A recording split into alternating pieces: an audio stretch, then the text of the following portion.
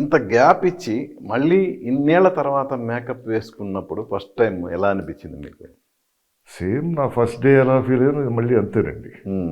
నాకు తెలిసినంత వరకు నా వరకు ఓకే. ప్రతిరోజు కొత్తగానే ఉంటుంది. కెమెరా ముందుకు వెళ్తే కొత్తదనం, ఇంకా ఏదో నేర్చుకోవాలి, చేయాలి. కానీ ఆటోమేటిక్ చేసి ఉన్నాను కాబట్టి it was okay. But and character కూడా లీనమైపోయాము దాంట్లో ఇంచుమించుగా. It is very near to my mentality also. That టిపికల్గా ఏదైనా ఒక దేవం పెట్టుకుంటే మొండిగా దాన్ని వెళ్ళిపోవడం తప్ప ఇంకే వేరే ఆలోచనలు ఏమి మాకు ఉండవు. If I have to do something fully we give to that. అంటే ఒక గ్రామ పెద్ద, గ్రామాన్ని పరిరక్షించే పాత్ర.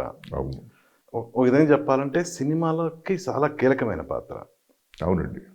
సో ఈ క్యారెక్టర్ మీరు చెయ్యాలి అని ఫస్ట్ టైం మీ దగ్గరికి అటు స్వప్న గారు కానీ డైరెక్టర్ కానీ ప్రదీప్ మీ దగ్గరకు వచ్చి ఆ క్యారెక్టర్ గురించి చెప్పినప్పుడు అంటే ముందు ఏమన్నా రిజెక్ట్ చేసి తర్వాత ఓకే చేయడం జరిగిందా? అసలు ఫస్ట్ వినగానే ఓకే ఇది నా రీఎంట్రీకి కరెక్ట్ అని భావించి మీరు ఓకే చెప్పారు, ఎలా అసలు అది?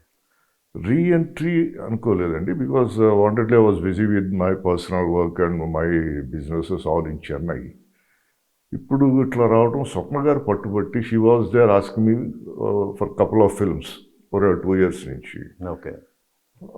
But I wasn't in a position to do the films then.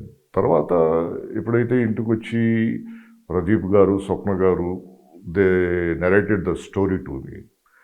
And Rajareddy character ముందు నాకు వాళ్ళు ఇన్ఫర్మేషన్ ఇవ్వగానే I was doing my research. Okay. అప్పుడు Telangana history, Veerabhairanpally, it is an amazing character.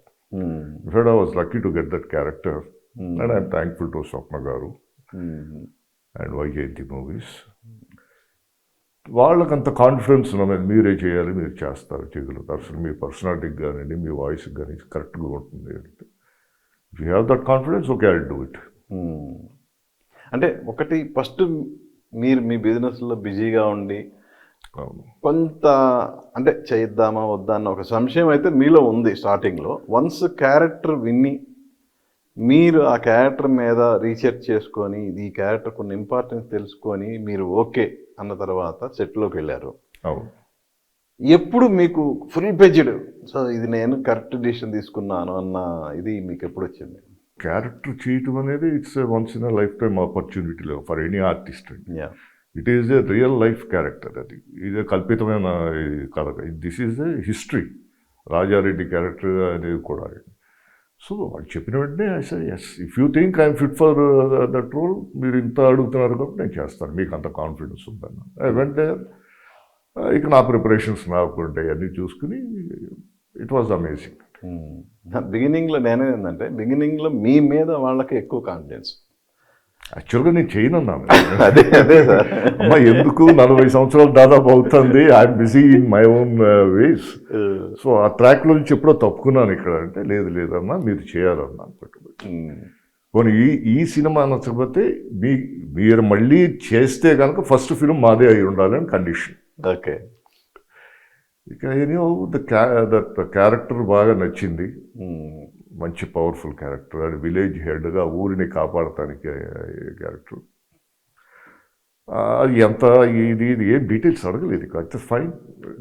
Basically I'm a director's artist అండి. Okay. I don't use my own brain at all. ఇప్పుడు director garu ఇలా చేయాలి బాబు అలా చేయాలంటే తూచా తప్పకుండా, ఎందుకంటే బికాస్ అల్టిమేట్లీ వాళ్ళ సాటిస్ఫాక్షన్ అంతే కదా. సో బ్లంట్గా that's how I did it and I was happy doing it. అంటే ఒక విధంగా చెప్పాలంటే ఫోర్స్ఫుల్గా మీరు ఓకే చేసుకొని సెట్స్లోకి వెళ్ళిన తర్వాత ఆ క్యారెక్టర్ని ప్రేమించి ఆ క్యారెక్టర్ మీద మీకు ఎప్పుడు మమకారం పెరిగింది? ఎన్ని రోజుల తర్వాత మీరు ఆ క్యారెక్టర్లోకి వెళ్ళగలిగారు? లేదంటే ఫస్ట్ డే సెకండ్ డే ఎలా? ఫస్ట్ డేనే దే షార్ట్ హెవీ సీన్స్ అండి. ఫస్ట్ డే నాటి నుంచి మొత్తం జనం దాదాపు 400 మంది స్టంట్ వరల్డ్ కానీ జూనియర్ ఆర్టిస్టుల విలేజ్ అట్మాస్ఫియర్ అంతా రీక్రియేట్ చేసి హెవీ డైలాగ్స్తో వెళ్ళాం right from the day number 1.